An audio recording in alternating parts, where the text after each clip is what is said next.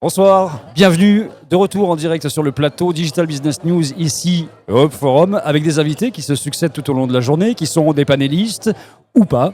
Et en l'occurrence, c'est plutôt ou pas sur ce plateau-là. On va faire un premier point de cette première journée du Hub Forum avec Cyril Chaudois qui est ici, qui est directeur d'innovation digitale de The Links, qui est une agence marketing. Qui a quoi de particulier d'ailleurs, Cyril ? C'est que c'est la plus grande agence marketing com de l'ouest de la France et qui n'appartient à aucun réseau. On est indépendant depuis 30 ans. Donc elle est particulière. Et puis Jérémy Mani, qui est le CEO de Netino. Bonjour Jérémy. Bonjour Bonsoir. à tous. Vous êtes entrepreneur depuis 1999, vous, hein, ça fait quand même un petit moment. Déjà. Et donc président de Netino, qui est une société spécialisée dans la e-modération. Hein. Alors, pour la petite histoire, votre Twitter à vous, votre compte Twitter, c'est sans modération, je crois bien. Hein. Voilà, un peu de façon ironique, mais c'est parce que c'est un Twitter qui illustre notre blog, qui montre toute la face cachée du web, dans lequel on éditorialise, qu'on enlève par ailleurs, pour montrer à quoi ressemblerait le web si on n'existait pas. Vous êtes venus tous les deux passer cette première journée ici, rencontrer du monde parce qu'il y a beaucoup de networking, et puis aussi assister aux différents panels. On a énormément parlé de publicité, de mobile, de contenu. Qu'est-ce qui vous a le plus marqué rapidement l'un et l'autre ? Cyril ?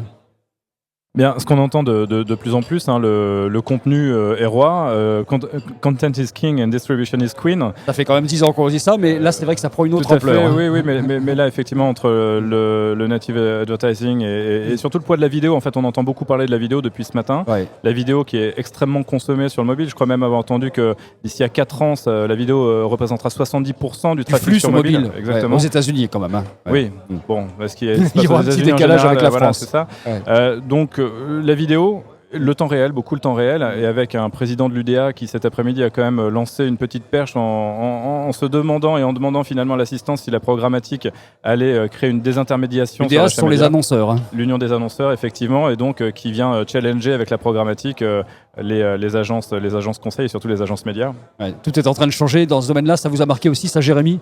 Oui, tout à fait. Moi, c'est vrai que l'intervention que j'ai le plus appréciée, c'est celle de la société DataWorks avec Clarins, parce qu'il parlait d'internationalisation et de comment on internationalise une campagne.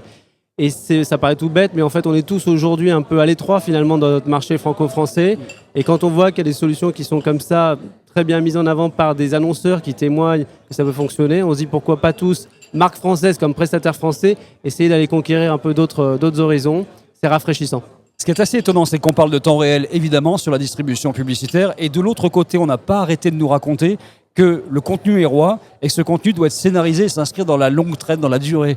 Donc on est d'un côté sur une distribution temps réel et de l'autre côté sur, si vous voulez parler aux gens, si vous voulez qu'ils s'intéressent, si vous voulez qu'il y ait de l'engagement, faites quelque chose qui s'inscrive dans la durée, sinon vous allez passer inaperçu. C'est étonnant, ça, comme période. Oui, alors c'est étonnant, mais cela dit, cet après-midi, il y a eu aussi l'autre versant. Hein. Il y a eu les insights d'il y a 6 mois, le planning stratégique pendant de longues semaines, c'est mort. Il faut créer en temps réel. Et donc, on avait l'exemple de Digitas pour Nissan avec leur newsroom et donc les phénomènes de newsroom qui se répandent de plus en plus en agence.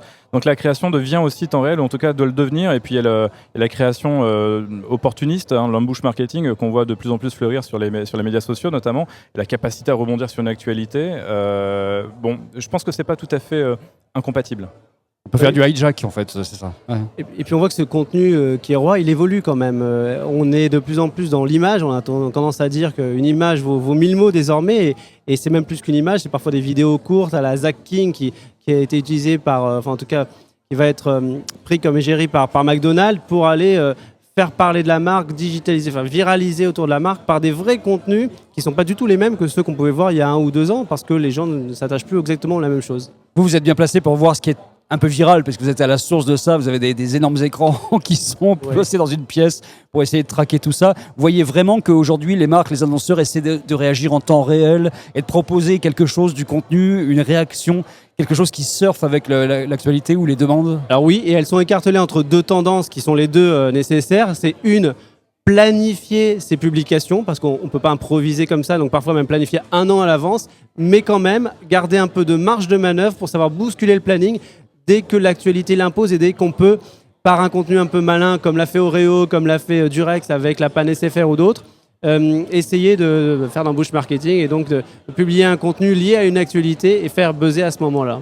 Ça veut dire qu'il faut qu'on ait des budgets qui soient prévus à l'avance d'une certaine façon de réactivité marketing, quoi. En fait, dans une agence comme la nôtre, par exemple, et c'est rigolo de se retrouver sur le même plateau puisqu'on travaille avec Netino, ça nous arrive de faire appel à Netino, on est effectivement dans cette logique hybride, je dirais, avec forcément un storytelling qui doit se penser très en amont et donc sur le long terme pour le coup.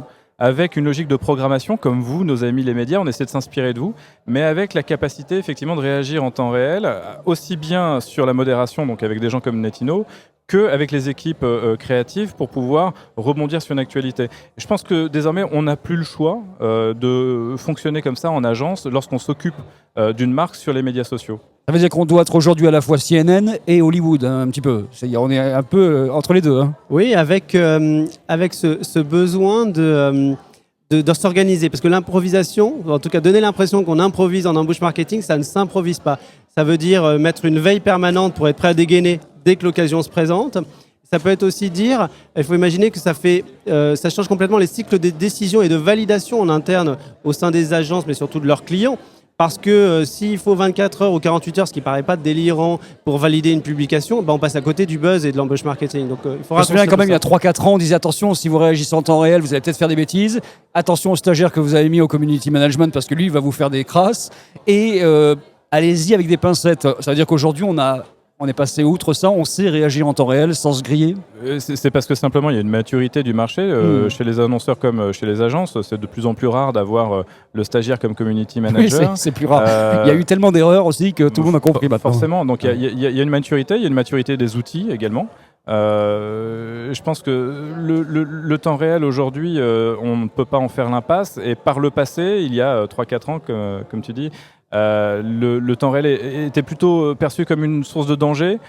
Aujourd'hui, le risque, c'est de ne pas être temps réel. Et juste pour rebondir sur les propos de Jérémy, l'improvisation, évidemment, ça se travaille. Enfin, on peut penser à des gens qui font du stand-up ou à des grands joueurs de jazz. Ceux qui improvisent le mieux sont ceux qui ont très très longtemps travaillé auparavant. Ça veut dire que là encore, dans les scénarios de réaction possibles, on a tout prévu à l'avance, en fait, tout simplement. En tout cas, on s'est organisé pour être prêt à dégainer si l'occasion se présente. Donc on fait semblant d'être en réaction totale. En fait, on a juste réfléchi un peu à l'avance. Et c'est ce qui marche le mieux, finalement. Mais comme un acteur qui donne l'impression d'être surpris dans le film alors qu'il a travaillé la scène pendant 10 fois. Il faut être prêt, être entraîné par rapport à ça et être capacité à dégainer et notamment avoir validé le principe qu'on sera capable de sortir un tweet ou un post sur Facebook en quelques secondes, quelques minutes sans avoir à passer par les circuits habituels. Donc ça veut dire que le Jamel Comedy Club, c'est ce qui attend en fait tous les annonceurs demain. Il va falloir être super réactif et faire marrer tout le monde, avoir du peps sur une actualité instantanée. Je dirais pas ça. Je pense que le 90% des publications restent tout à fait classiques. La force d'une marque, c'est pouvoir à un moment sortir de ses habitudes.